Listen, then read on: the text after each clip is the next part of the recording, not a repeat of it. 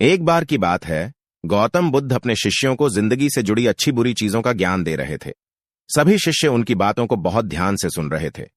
उन सभी में एक शिष्य ऐसा था जिसे प्रश्न पूछने की बहुत आदत थी। वो उठकर गौतम बुद्ध के पास गया और उनसे बोला, आप हमें जिंदगी के बारे में जो कुछ सिखा रहे हैं उस सब का क्या फायदा? क्योंकि हम में से बहुत से बच्चों को यह भी नहीं पता कि हमारे जीवन का मूल्य क्या है और ये जीवन हमारे लिए कितना कीमती है। पहले आप हमें यह बताइए कि इस जीवन का मूल्य क्या है। अपने शिष्य की बात सुनकर गौतम बुद्ध अपने कक्ष में गए और एक चमकता हुआ पत्थर का टुकड़ा लेकर आए। वो टुकड़ा उन्होंने अपने शिष्य को दिया और बोले, मैं तुम्हें इस जीवन का मूल्य तब बताऊंगा जब तुम इस पत्थर का सही मूल्य पता लगाकर आओगे। साथ ही यह ध्यान रखना कि तुम्हें यह पत्थर का टुकड़ा किसी को बेचना नहीं है। गौतम बुद्ध की बात मानकर वो शिष्य बाजार की तरफ चला गया। बाजार में सबसे पहले उसकी नजर एक फल बेचने वाले पर पड़ी और उसने वो पत्थर उस फल वाले को दिखाया और बोला, इस पत्थर के बदले आप मुझे कितने फल दे सकते हो? फल वाला बोला, यह पत्थर कुछ खास तो नहीं है, लेकिन फिर भी इसके बदले में तुम्हें 10 केले दे सकता हूं। वो शिष्य उस पत्थर को लेकर आगे चला गया। फिर उसे एक सब्जी वाला मिला। शिष्य ने उस सब्जी वाले से उस पत्थर की कीमत पूछी।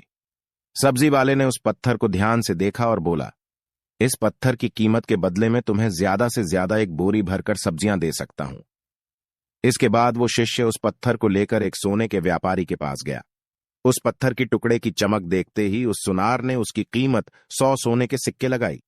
शिष्य ने वो टुकड़ा बेचने से मना किया तो वो सुनार उसके बदले 200 सोने के सिक्के देने को भी राजी हो गया, लेकिन शिष्य ने वो पत्थर नहीं बेचा।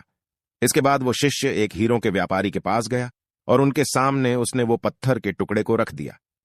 उस पत्थर को देखते ही हीरों के व्यापारी ने एक साफ कपड़ा बिछाया, उस पत्थर को उसके ऊपर रखा, फिर उसकी परिक्रमा की और हाथ जोड़कर उस पत्थर को कपड़े में लपेटते हुए वो बोला, तुम जिसे मामूली पत्थर समझकर उसकी कीमत पूछ रहे हो, असल में ये एक बेशकीमती रूबी है।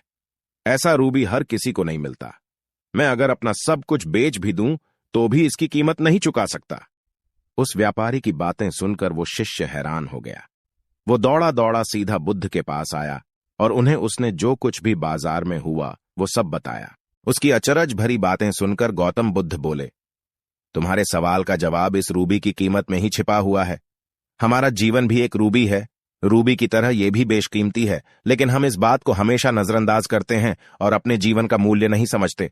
हम दूसरों को देखकर और उनके जैसा जीवन जीने की कोशिश में अपने जीवन की कीमत को कम कर देते हैं। हम ये सोचते हैं कि हमारी जिंदगी की कीमत वही है जो दूसरे हमें बताते हैं, लेकिन ये बात हमेशा ध्यान रखनी चाहिए कि सामने वाला अपनी हैसियत, बुद्धि और अपनी समझ के हिसाब से तुम्हारी कीमत लगाता है।